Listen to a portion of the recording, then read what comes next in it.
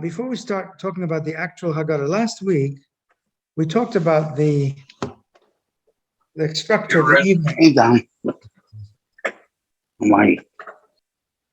Last week we talked about the structure of the Seder and the reason that we have matzah and we have wine and the different mitzvahs that we do. Today I wanted to go into the actual meat of the Haggadah itself.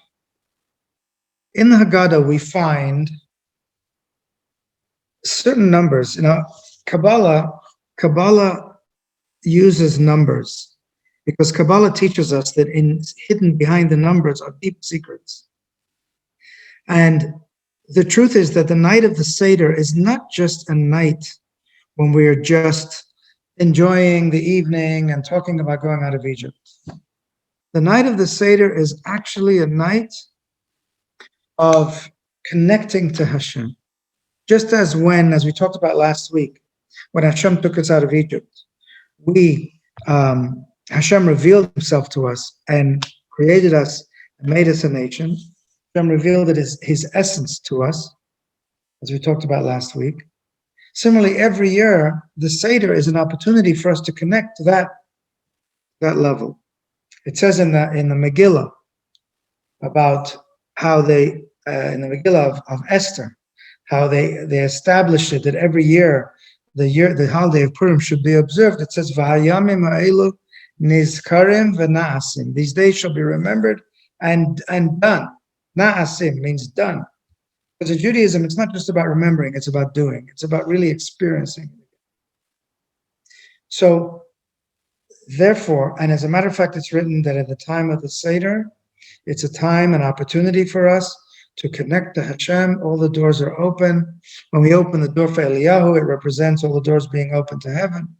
And we can ask Hashem for many, many wonderful things, for blessings for the whole year. Incredibly uplifting experience, an incredibly opening and connecting experience for us to Hashem. So I want to give you a slight insight into where we see this. First of all, let's talk about some numbers. So the word Haggadah, the Hey means the. Gaddah is Gimel Dalet Hey.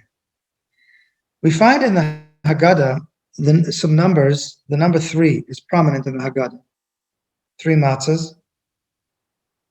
Pesach, matzah, and Mara, the 3 things that we talk about, the 3 major issues events, mitzvahs, that we talk about is Pesach, matzah, and Mara. Matzah and the bitter herbs. And there are other places where we find 3. There are a few other places where we find the number 3. Number 4, obviously the 4 sons. We have, of course, 3 matzahs. Did I say 3 matzahs? Okay. We have the 4 cups of wine, the 4 sons. Number 4 is very prominent throughout the 4 different is made of 4, etc. Then we have the number 5. Where do we have the number 5? So the Talmud mentions a 5th cup of wine, and the 5th cup, which we don't drink, but even today we have a custom to have a 5th cup that is called the cup of Eliyahu. The 4 sons, as I mentioned last week, the Rebbe said it's a 5th son. The 4 sons at least are at the Seder. The 5th son doesn't even show up. The 4 aspects of the plagues, there's a difference of opinion whether each one is made up of 4 plagues or 5 plagues. So you have the number 5 there too. The 4 questions there's a 5th question that was asked in the time of the temple. Why do we eat roast meat tonight? Because remember, they used to eat the roasted. That was the 5th question. So there are 5. So that we have the number 3, the number 4, the number 5 as a theme throughout the Haggadah. And Haggadah means the Gimel Dalet Hey, the 3, 4, and 5. Let's go a little further. Another number that we find in the Haggadah is the number 10. 10 is the 10 plagues. We find the number 15. Anyone know where the number 15 is in the Haggadah? Prominently in the Haggadah. Number 15, anybody?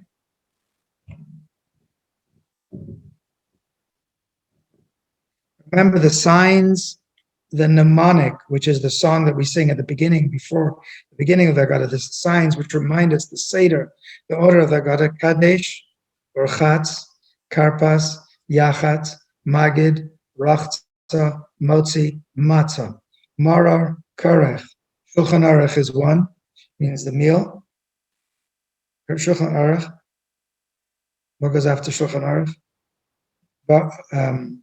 Safon, Barech, Hallel, Nirtzah. That makes 15. So we have the number 15. And we also find in the Haggadah prominently the number 50. It talks about the 50, the plagues. There were 10 plagues in Egypt and 50 plagues at the sea. So those numbers, anyone want to keep track? Number 3. Someone want to add it up? Number 3, number 4, number 5, number 10, number 15, number 50. How much is that all together? 87. 87, okay. Now, the name of God is Yud K Vav K. The 4 letters of God's name are 26. The word Ani, Aleph is 1, Nun is 50, Yud is 10. Ani means I am. Ani Hashem, I am God. It's how many? 1 plus 50 plus 10 plus 26. How much? 87. 87.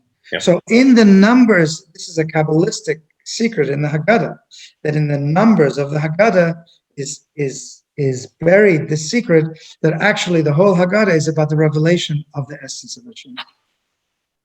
Now, this night, we have 3 matzahs and 4 cups of wine. The 3 matzahs remind us of the 3 forefathers, Abraham, Yitzchak, and Yaakov. And the 3 matzahs also remind us of the 3 statuses of Jews. There's Yisrael, Levi, Kohen. Kohen, Levi, Yisrael. Kohen, and as a matter of fact,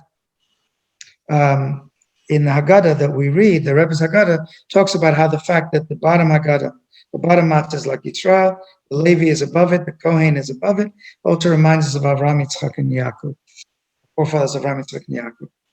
Kohen, Levi, and Yisrael spell the first letters of the word Kohen, Levi, and Yisrael. Spell what? Kali. Kali. What is Kali? Kelly. What is a Kli? A vessel. Vessel. A vessel. So the idea of the matzahs, when all Jews come together to serve Hashem, and our forefathers also represent, and I'm not going to go into it now, but they actually correspond to the 3 types of Jews. There's Abraham, who was Chesed, and the Kohen is Chesed.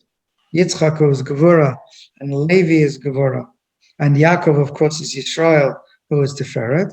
So when you have the 3 together, you have, when you serve Hashem in with all of your abilities, with the Chesed, kindness, with Gevurah, and they're all mixed together and they're perfectly harmonized in Tiferet, you have all 3, then you become a vessel for the light of Hashem.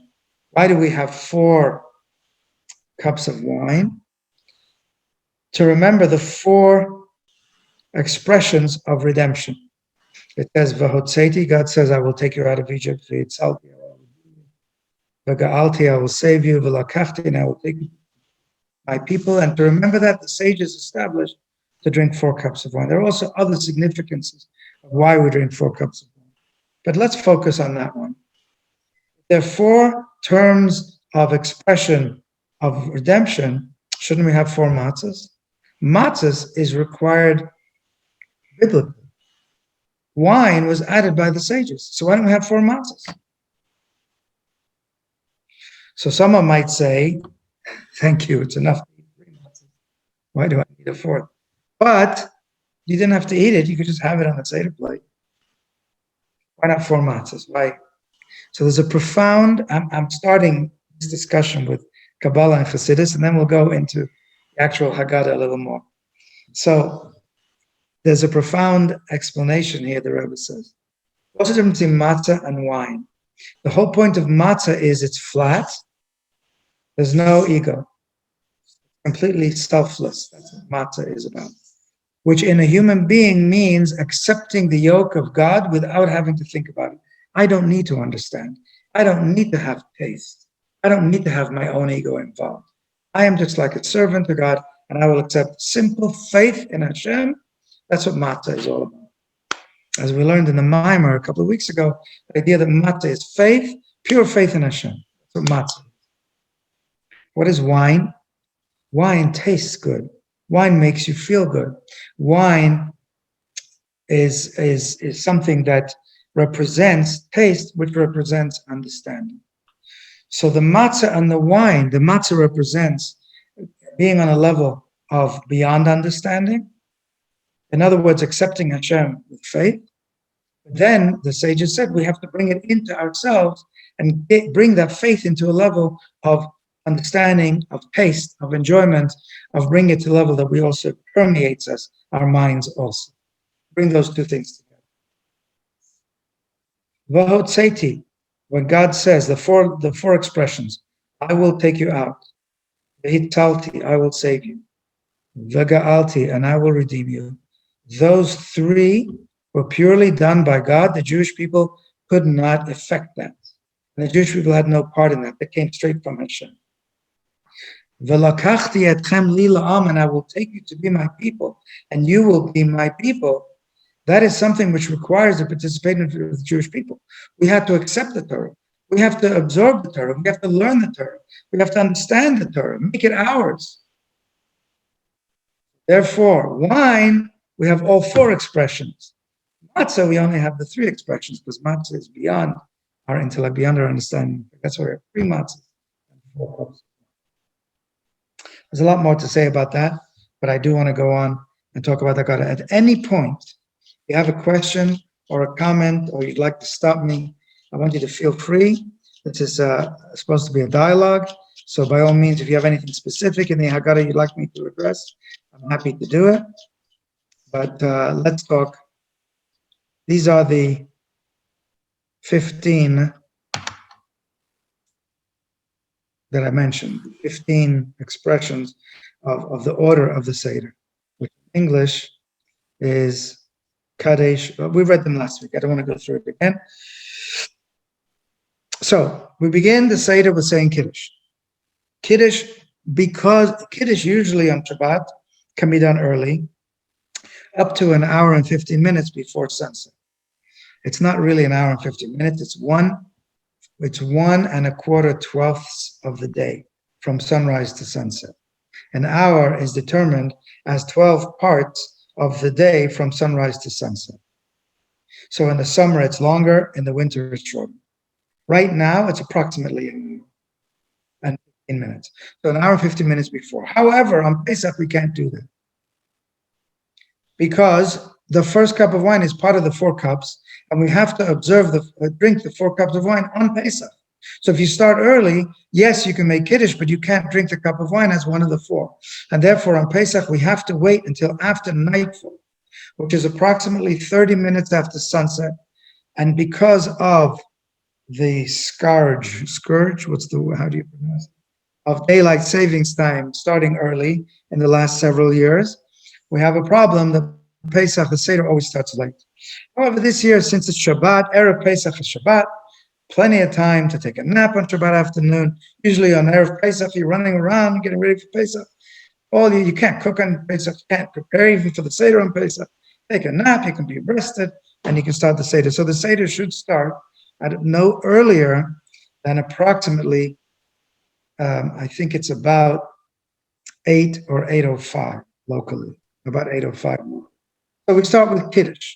We lift up the cup, we say Kiddush. This year, because it is Shabbat, 1 second, John. This year, since it's also Motzei Shabbat, after Shabbat, therefore we say Kiddush and Havdalah. There is a mnemonic in the Talmud, Yak Nahas, which means the blessing we say is Yayin, the blessing on the wine, Bar Priyagrafa. Then the Kiddush. Then we say the Ner, Borei Ma'arei Ha'esh, the blessing on the fire. Then we say Havdalah.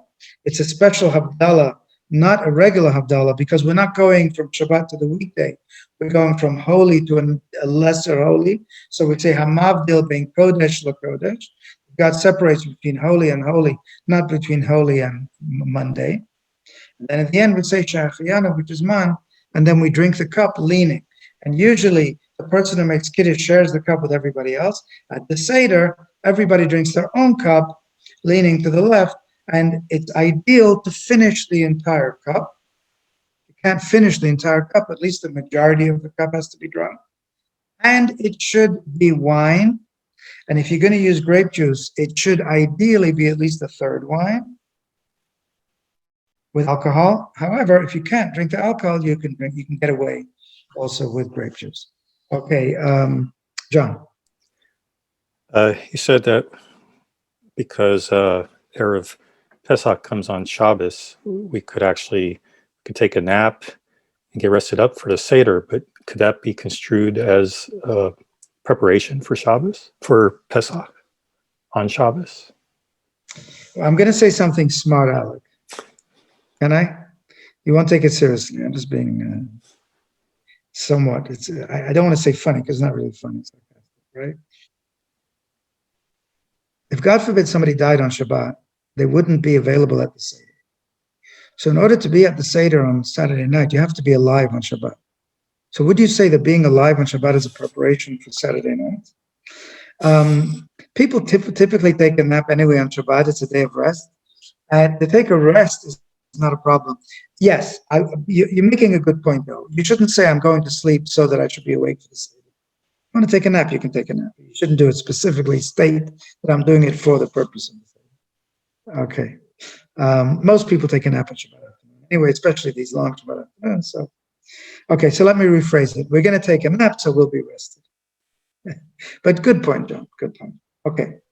After we've drunk the cup of wine, we then wash our hands because we're going to say the karpas. We're going to dip the karpas in salt water. By the way, it's ideal to create salt water before the Shabbat, before, if possible. Yes, Ari. Yes, a quick question about that. One thing that I've noticed over the years is that usually the hand washing is done by one person, the head of the household or the father or whoever is leading the Seder. But I was wondering why that's the case and why people don't individually wash their hands unless that's the way it should be done. I have the same question because our tradition is that everybody. I'm sorry, can you say that again? I couldn't hear you. Our tradition is that everybody washes their hands. Oh, okay. Right. I want to share something with you, it'll take a moment to get to it. How far we've come in commercialism. What was that? You wash your hands even though you don't say the prayer? Everybody washes. You wash your hands 3 times on each hand and you don't say the prayer. Oh. After that comes karpas. Karpas is we dip the vegetable in salt water and we eat it without leaning. Now there's a couple of details here. First of all, we'd say a blessing, Barei Pri Ha'adama, on the vegetable. It's not a special blessing, it's a blessing for vegetable. We should have in mind that we're also including the vegetable that we're going to eat later, which is the bitter herbs in the meal. Now, even though the bitter herbs in the meal are within the meal after you've had hamotzi, and generally when you say hamotzi on the challah or the matzah, it includes the entire meal. But no, it does not include things that are not really part of the meal. Like if you eat fruit, dessert, for example, you have to say a separate blessing on the fruit for dessert. So the same thing, since the maror is not really part of the meal, and therefore it's a question you might need to make a blessing on the maror. So when you say the blessing on the karpas and dipping the vegetable in the salt water, therefore you also have in mind that the Bar Adama should also be for the maror, for the bitter herbs. Dipping the vegetable in salt water is to remember. There's several explanations. The main reason is to get the kids to ask questions, and for that, of course, there's really no answer of why we do it. But there are some karpas. The word karpas can be reorganized to Samach Perach, which means that they enslaved 600,000 people, 60 times 10,000 people. I want to find, I'm looking for a picture here. If I can find it, I will show it to you in a second. If I can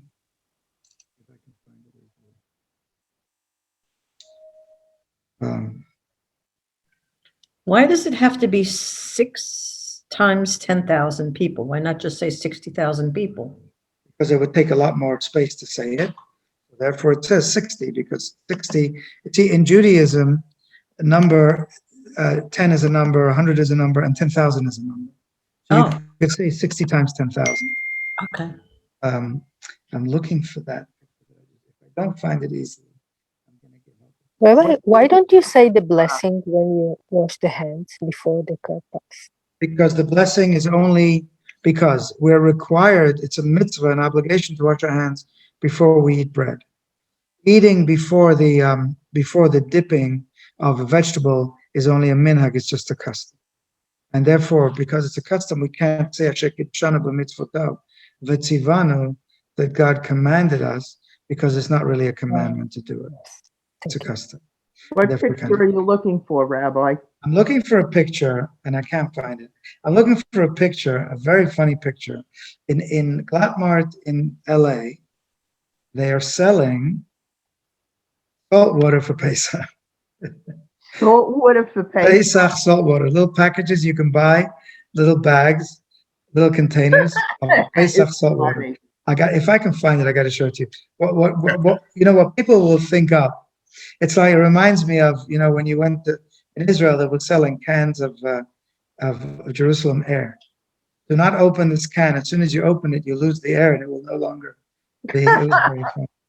That is funny. But anyway, all right, I can't find it. All right, never mind. Okay, let me share that again. Which store was it? Glattmart in LA. I don't know. What was it again? Glattmart in LA. Glattmart in LA. Okay, I'll try to look for it. Yeah, let me just see 1 second. No. All right. Anyway, I can't find it.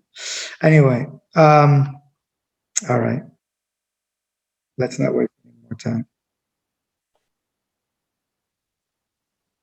He says as he keeps looking. All right. Enough. Okay. After the karpas, after the dipping in the, here we go. I gotta show it to you. It's just very,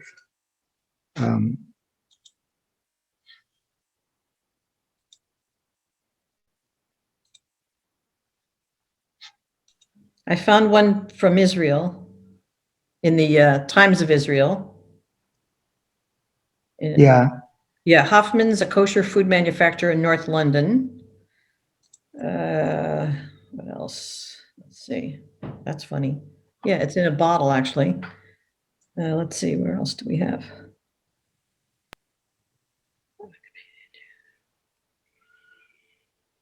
It's unbelievable. Oh, wow. In plastic. Unbelievable. $2.49 for a bottle of salt water. For a plastic container of salt water. Oh my God. That's crazy. That looks like a container, not a bottle. It's a container, it's not a bottle, it's a container. It's next to the matbucha. All right. That's crazy. They don't want people to drink it. Let's go back to Haggadah. That is funny. Yeah.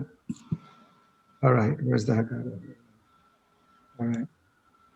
Okay, then after that, we break the matzah in half, as we talked about last week. We break the middle matzah, the top matzah and the bottom matzah are left whole. We break the middle matzah, and so that we can have a broken matzah, we take the bigger piece. That I always, as a kid, I was told you're supposed to break the matzah in 2 halves, and you put away the bigger half, and I never could understand. When I studied geometry, and I didn't understand what's a bigger half, what's the meaning of bigger half. But anyway, you take the bigger piece, break it in 5 pieces, wrap it up, put it If you have pillows, put them between the pillows if you're leaning on, or put it away someplace. And that's the Afikomen. And then you start saying, Hey Lachma Anya. The very first section that we say, this is the bread of affliction that our forefathers ate in Egypt. And again, in 1 hour, we don't have the time to go in really deeply into the whole Haggadah. But just a few insights here and there.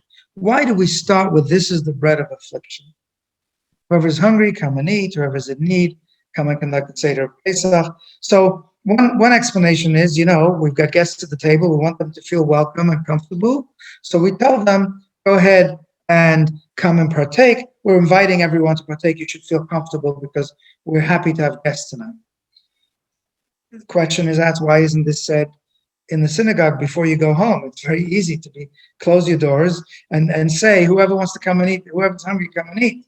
It's like, you want to give out money for charity. So you close your doors at home and you say, whoever wants money, come and get money. It's like the guy who used to throw the 3 rabbis that were talking about what they did with the collections.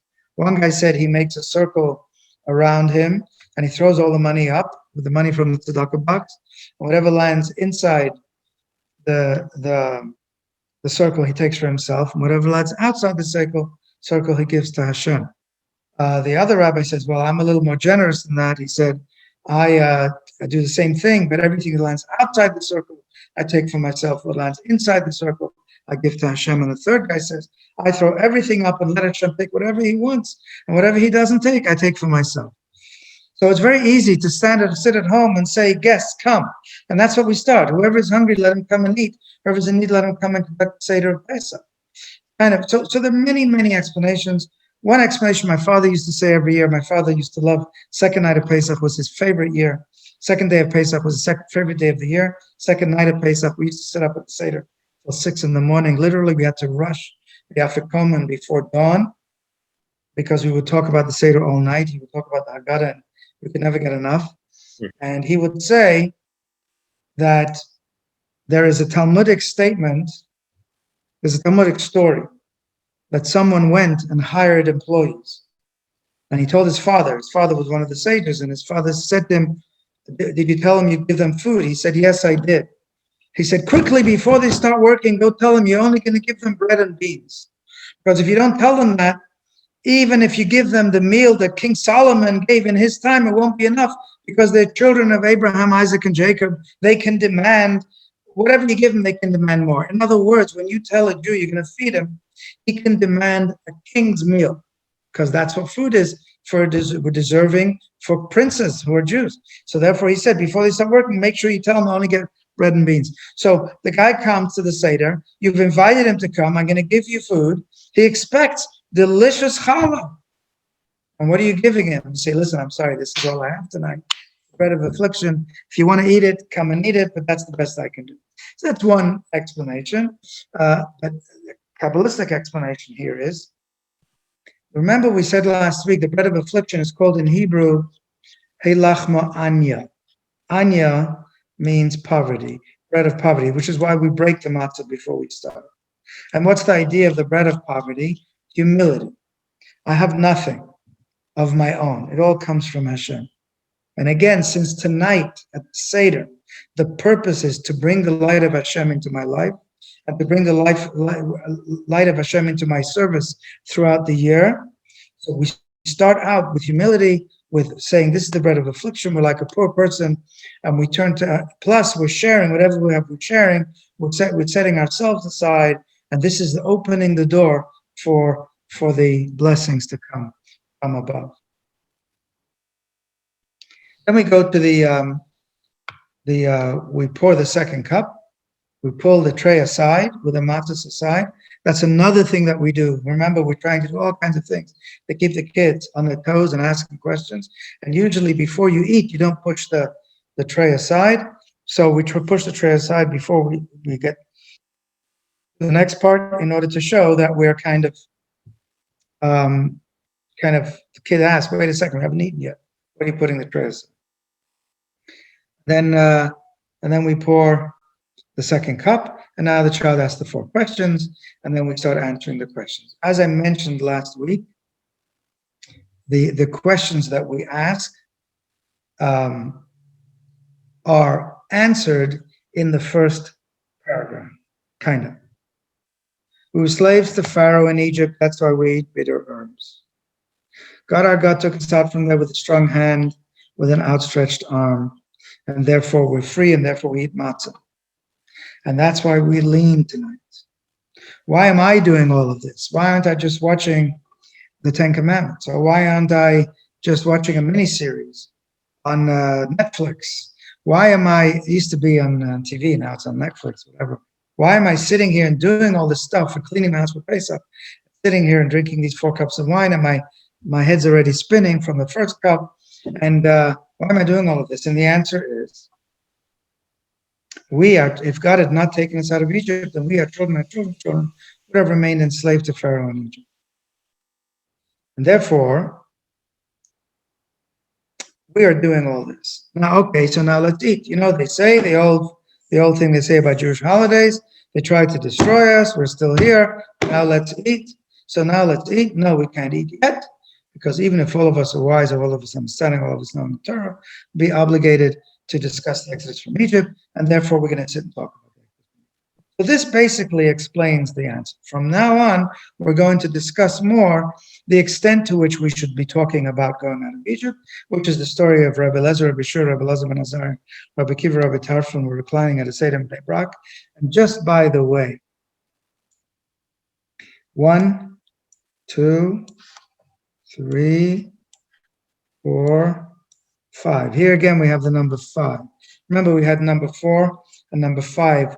This is another example where the number 5 shows up in the Seder, that we have the 5 sages in Bnei Brak. They were discussing the Exodus from Egypt all that night. The students came and told them that masters, the time has come for reciting the morning Shema. So we see how long they did. And these are the greatest sages, and they were discussing it. And just by the way,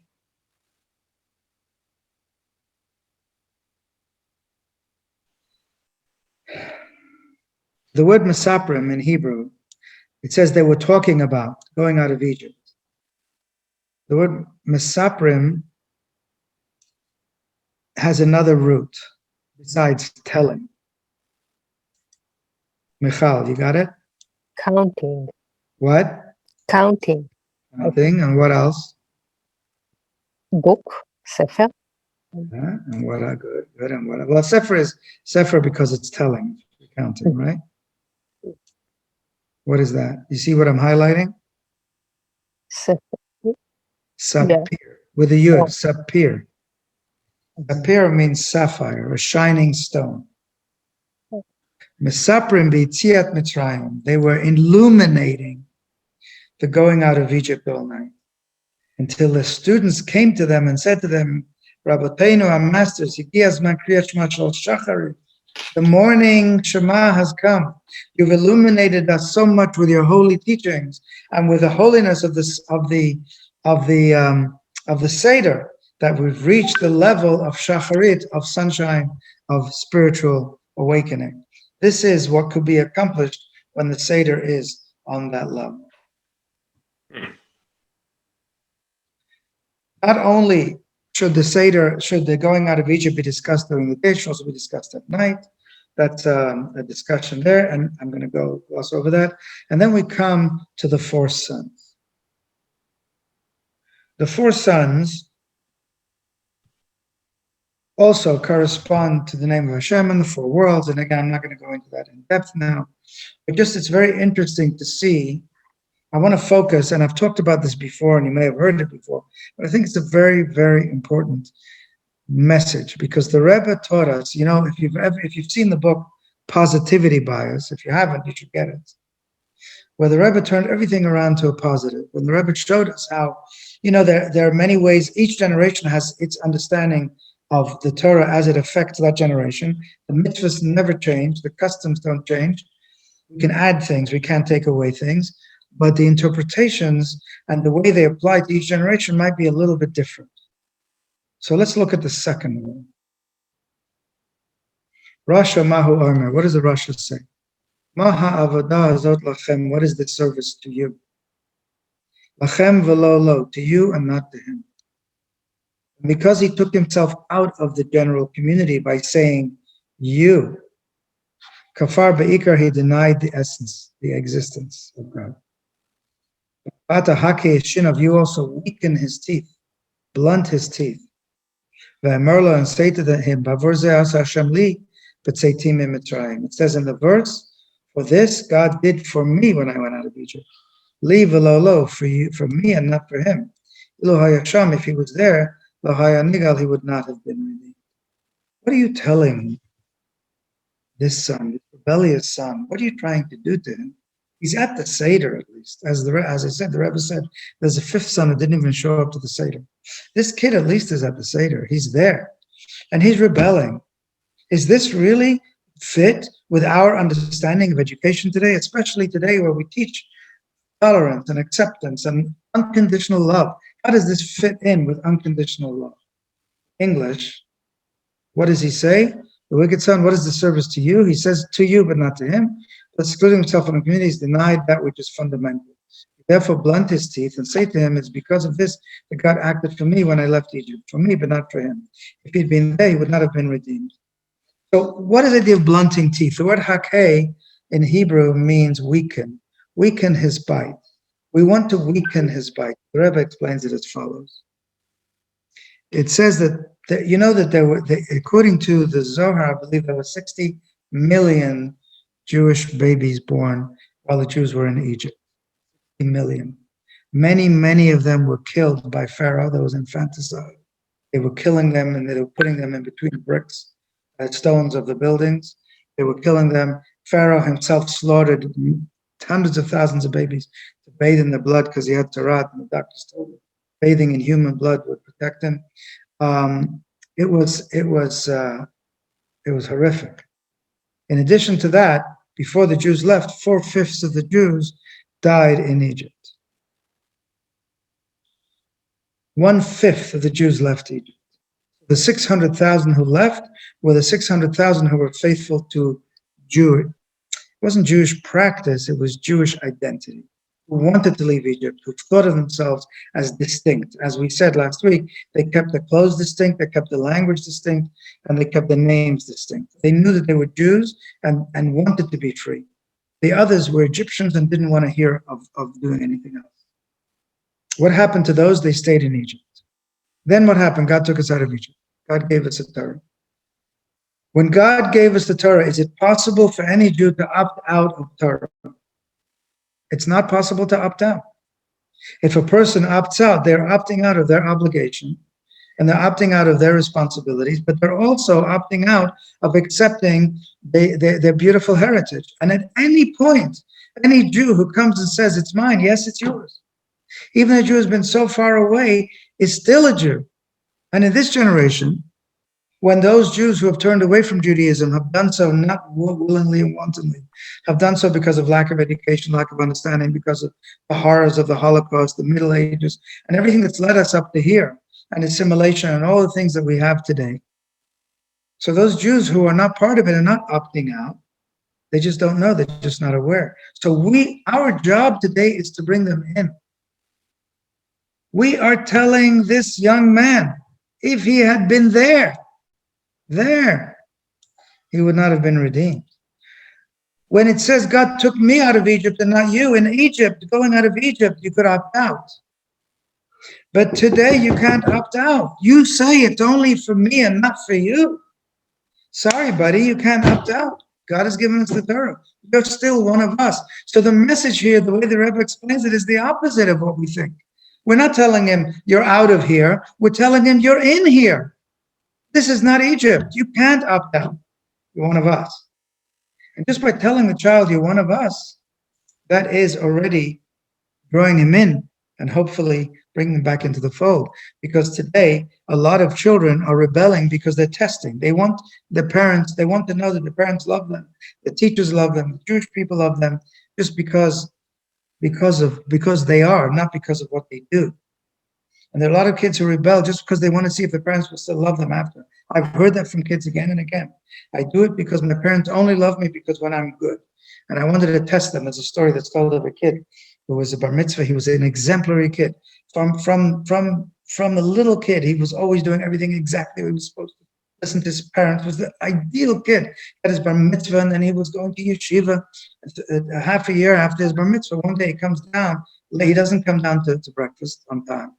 And finally, late, he doesn't go to school, he comes late, and he comes without a yarmulke, without to just come sit down at the table, doesn't say his blessings before eating, and he eats without a bracha. I turns to him and says, what happened to you? He says, I really, really want an iPad, a new iPad. So his father goes and runs and gets him an iPad. Gives him the iPad. He says, for 13 and a half years, I've done every single thing right, and you didn't give me a single present. And for half an hour, I messed up, and look, you're giving me an iPad. In other words, I mean, that's kind of, kids test their parents. Kids want to know that the parent, this is kind of an opposite story, right? This is the kid wanting to get a gift or something from his parents for what he's doing. But the point is, we often notice our children for what they do. We don't notice the children, and if they do something wrong, we jump on them. Kids want to know that we love them unconditionally, and that's how it should be. Hashem loves every one of us unconditionally. This is what we're telling the child, you're still one of us. The fourth child, the one who does not know how to ask. So there's two interpretations of the one who doesn't know how to ask. One is the basic interpretation, the one who doesn't have any knowledge to ask. But there's also one who is, according to Kabbalah, in a way he's higher than all of them. The one who doesn't need to ask any questions. He is completely like the matzah. He doesn't know how to ask because he's just accepting a Hashem. What do we tell him? Because of this act, God acted for me. In other words, you have to learn. It's not enough to just take it on faith. You want to also learn it and understand it and get it into your mind. We then, after that, go through the discussion, as I said last week, of 4 verses in the Torah, which talk about our exodus from Egypt, and we take them apart. When we say Vehisha, all this time, the full cup of wine is in front of us. We say Vehisha Amda. Many people like to sing this song, and we cover the matzah, we lift up the cup, and we talk about the oath, the covenant that God gave to us, which is why we're still here today. After even all the attempts to destroy us, we're still here because of God's covenant to us. This is what Vehisha Amda means, that this covenant stands for us. And then we talk about how the Jews survived the persecution through the generations. We talk all about the horrible stuff that happened in Egypt. And then we come to the 10 plagues. When we say the 10 plagues, as I said last week, we pour off a little bit of the wine into a plate. Ideally, the plate should be a broken plate because the klippa is called the broken container. So we want to pour off the anger we talked about last week, the gevura, the anger that comes from gevura off into the broken plate, into the klippa. And then we say the 10 plagues. Rabbi Yossi Haglila said, how do we know that the Egyptians were stricken by 10 plagues in Egypt, but by 50 plagues at the sea? It says the finger of God was what they said in Egypt, and the hand of God is what they said at the sea. Rabbi Eliezer said each individual plague was consisted of 4 plagues. Rabbi Akiva says each individual plague consisted of 5 plagues. What are we doing here? Talking about 4 plagues, 5 plagues. Well, why do we need all these numbers of plagues? What's going on here? Again, this is the 40 and the 50. So Chassidus explains everything in the world is made up of 4 elements. Eish, Ruach, Mayim, Offer. Fire, wind, water, and earth. Those are the 4 components of everything physical. So Rabbi Eliezer said, you know what? When God changed the water to blood, he didn't just change it superficially, the water looked like blood.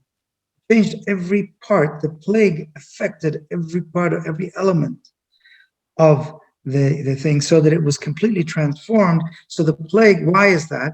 Because Hashem wanted, because the purpose of the plagues was to break the back of the impurity and to transform it to holiness, to bring light into the darkness. And therefore Hashem took apart the impurity into different parts, into its components, and affected every part of its components. Rabbi Akiva says even more. Even the spiritual source of everything has a mazel. Everything in the physical world has a mazel, a spiritual source that gives it life. Even that also Hashem transformed through the plagues, and that's why everything was made up of fire. I'm going through this relatively quickly because it's a very long Haggadah, and it's a long night, and we don't have a lot more time. So I'm going through it quickly, but again, if you want to stop me, go ahead. Then we have the 15 miracles that God did for us. Again, the number 15. The Dayenu. Everybody's excited about Dayenu. Dayenu is the time when you put the chicken soup on the fire, right? If you have a long Seder. If you don't have a long Seder, you have the chicken soup on the fire. Okay? And then we talk about the 15. And then we come to the point where we mention and discuss the 3 special mitzvahs of the night, Pesach, Matzah, and Maror. We discuss each of them at some length. And then we say that remember that in every generation, everyone has to see himself personally as if he went out of Egypt. And then we pick up the cup and say the prayers at the end, the beginning of the Hallel, of the praises to God, and we drink the second cup and lean to the left. And that concludes the Maggid, the telling of the Haggadah. Why do we say a second blessing on the wine? Typically, if you're eating and then you eat more of the same thing, you don't make a second blessing. And the answer is because since you're not allowed to drink wine between the 2 cups, the sages said you're not allowed to drink wine between cup 1 and cup 2. Therefore, there is a point at which you can't drink the wine. So that's a space between cup 1 and cup 2. And therefore, it's as if you've kind of finished the meal and starting again. So you have to make another blessing on the cup.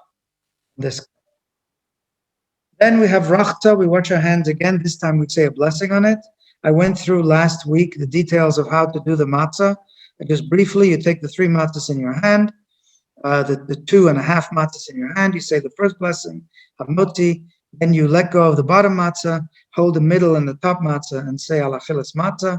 And then you eat a kazayas of matzah. A kazayas of matzah is approximate. There are different discussions according to Rabbi. The Alter Rebbe, according to Chabad, it's about a half a matzah. So you eat about a half a matzah. You lean to the left when you eat that matzah. Then comes the bitter herb, the maror. Why don't we say Barei Pri Ha'adama on the maror? Why don't we say the blessing on the vegetable? Maror is a vegetable. Why don't we say it? Who remembers? Anyone?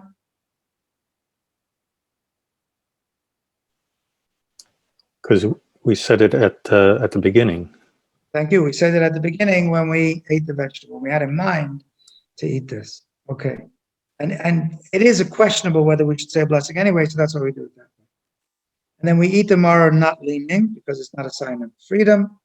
Then we eat the sandwich, which we talked about last week. We take a piece of the bottom matzah, 2 pieces of the bottom matzah, and the maror in between. By the way, the custom of Chabad is for maror and for the sandwich to use romaine lettuce and horseradish, a mixture of the 2. In each case, we dip it a little bit into charoset. In the first one, we dip it into charoset and shake it off. In the second one, we put a little bit of charoset on the maror and shake it off and then put it in the sandwich. And then comes the meal. The sandwich we do lean, and then comes the meal. And during the meal, we eat, as I said, try not to stuff yourself because you still have to eat the afikoman, which is another half a matzah at the end. And then comes the afik. What was that? Rabbi Levin, I was always taught to eat matzah with the maror. That's the second one. The first one, you eat maror by itself. And then you have the sandwich. You have 2 separate. You see here. Here. Matzah, then comes a maror. Take a kazayit of the maror, an ounce of the maror, dip it into the charoset. Shake off the charoset that's stuck to it, so the bitter taste will not be neutralized. Recite the following blessing, and then you do that. Then comes the sandwich. After that comes the sandwich. Okay. Then comes the meal, and during the meal you can drink more wine if you like. Although why would anybody want to drink more more than 4 cups of wine? Yeah. And then you eat the afikoman, you lean to the left when you eat the afikoman, which is the last thing we eat that night. We're not allowed to eat anything or drink anything but water and the next 2 cups of wine after the afikoman. Chabad custom is not even to drink water after the afikoman. Then we say the blessing for the meal. At this point, we fill up the 3rd cup, and it's also customary at Chabad to fill up the cup of Elijah at this point. We say the benching, the grace after meals, the blessing after the meal, and then we drink the 3rd cup leaning to the left. After that, we pour the 4th cup. We open the door for Eliyahu, and we say Shvo Chamascha, and we say this prayer asking God to pour all the wrath not on us but on our enemies, and then we say Hallel, and this is all said over the 4th cup. During Hallel, we don't stop to discuss the Haggadah. During the first part of the Haggadah, we stop and talk and discuss. During the last part, we don't. We just say the Hallel. We sing some songs. If you know the songs of the Hallel, which could be very beautiful songs, and then we drink the 4th cup. After the 4th cup, we then say the blessing after the 4th cup. 4th cup also we're leaning to the left. And then we conclude with Lashana Haba'a B'Yerushalayim, that next year we should be in Jerusalem. That is the Seder. Anyone have any questions or comments? We have a few minutes to go. I have a question. Yes. Is there any, how big does the cup need to be? I mean, quite honestly, 4 cups of wine may be a lot for 3. both me Some say 3.1, some say 3.3, and some say 3.5 ounces. If you have a 3.5 ounce cup, that's perfectly fine. You do need to fill the cup up to the top. So it's better to have a 3.5 ounce cup and fill it to the top than a 7 ounce cup and fill it up halfway. Rabbi Fried just said 2.9 ounces or 3.3 ounces. I guess 2.9 is extremely lenient. 3.3 is typically the least the people say, and typically 3.5. But I did say 3.3. 2.9 is very, very. I'm learning so much this year. What you can do though, you can drink 2.9 ounces out of the 3.5 ounce cup if you want, but it's better to drink. It's better to drink the whole cup. Yeah, sorry. That's the size of a shot glass. No, a shot glass is about either 1 or 2. A large shot glass is 2 ounces. A small shot glass is 1 ounce. Yes, Ari. Okay, I was just curious. Yeah, Ari. Thank you. Yes, so I have 2 questions, and I can save them for Tuesday depending on how long or complex they are. But my first question is about the meaning or the relevance of saying Shvo Chamadcha specifically after opening the door for Eliyahu and after the Birkat. Discuss that. Save that for Tuesday. Okay, and then I guess my shorter and maybe more practical question is when it comes to pacing the second half of the Seder, the hollow portion of it, it's usually when a lot of families run out of steam. And so how would you advise or encourage families to find ways to keep the momentum going when it could be difficult to do it after such a long discussion and after all the customs and after a big meal? This year, it's less of a problem, as I said before, because you can take a nap on Shabbat afternoon, number 1. Number 2, the second Seder is typically longer than the first. But what we do in our house is we sing many songs during the holiday. We sing the songs together, and everyone looks forward to the singing of the songs. And you can sing, you can harmonize, you can make it. I know you're a very musical family. Yes. Singing the songs really makes a big difference. Okay. Singing the Hallel songs, don't just rush through it. Sing the Hallel songs. It really livens it up. And what I do also is the person who leads the Seder acts like a chazan, so like nishmat and the things, you say it like the chazan would say it in the show with a lot of feeling and it becomes a moving experience as opposed to just something you're rushing. Right. Yeah. Okay. Thank you. What are we having class on Tuesday night instead of the cooking? Tuesday night, we're having questions and answers on Pesach. Pesach and the Seder. Okay. Questions and answers, whatever questions and answers you have. The Okay, cooking show, cool. by the way, the cooking show I'm going to do, we're moving into a Tuesday evening program with a cooking once a month and other programming the rest of the month. Because there's going to be some interesting programming. I think we're planning some very interesting programming after Pesach. That'll be at 6:30 again. Okay, so Okay. Tuesday at 9. If anybody does not have shmura I'll make matzah, sure that they're aware of it. Tuesday at and 9 your wait time. for- Yes, thank you. Thank you. Yes. You're welcome. If you don't have shmura matzah, please try and get some. As I said, it doesn't really do it. The machine matzah doesn't do it. You have to have hand-baked shmura matzah for the Seder nights. In addition to the fact that it brings us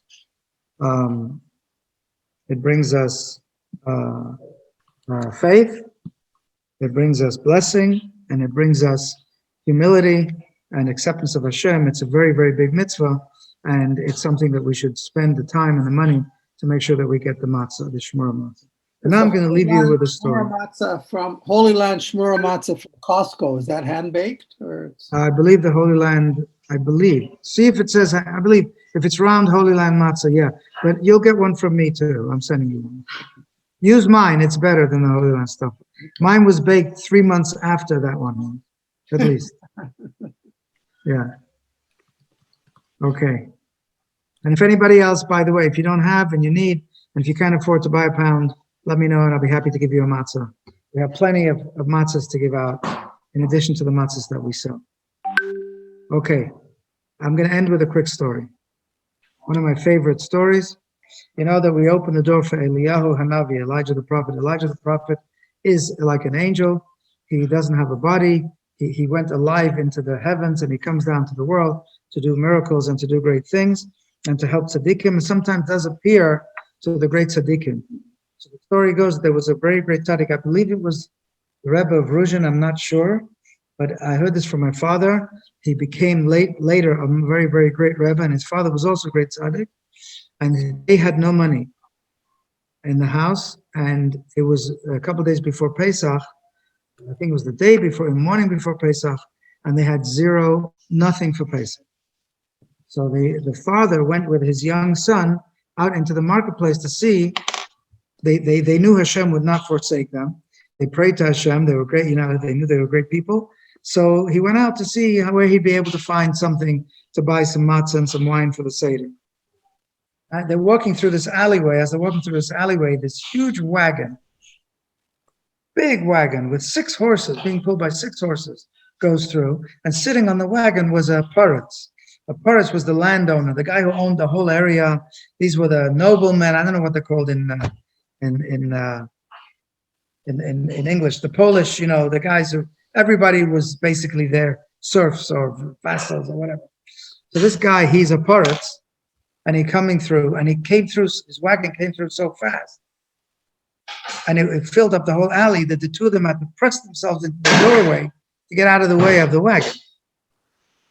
And as the thing goes by, a wallet falls from the paritz. So the rabbi grabs the wallet and starts running after him, paritz. But he went away very quickly. He didn't recognize him, didn't know who he was. So he started walking around the marketplace. Did anyone see the paritz that went by? Does anyone know who it is? Nobody had seen this paritz. I mean, they were in the marketplace, right? And they were in an alley in the marketplace. Nobody had seen the paritz. So they figured that probably Hashem had made a miracle. So they figured they would take 1 gold coin. The purse was full of gold coins. They would take 1 gold coin and use it for Pesach. And then they would look for the paritz and try and find a way to pay him back after Pesach. So they went, they bought matzah and wine and meat and everything. They came home, and the man said to his wife, look, we have an abundance of stuff for Pesach. They set a beautiful table, and like they hadn't had Pesach for years. Then came the time to open the door for Eliyahu, Elijah the prophet. And the young boy took the candles and went over to the door and opened the door, and he ran back inside. He said, Daddy, the paritz who lost the wallet is back. He's here.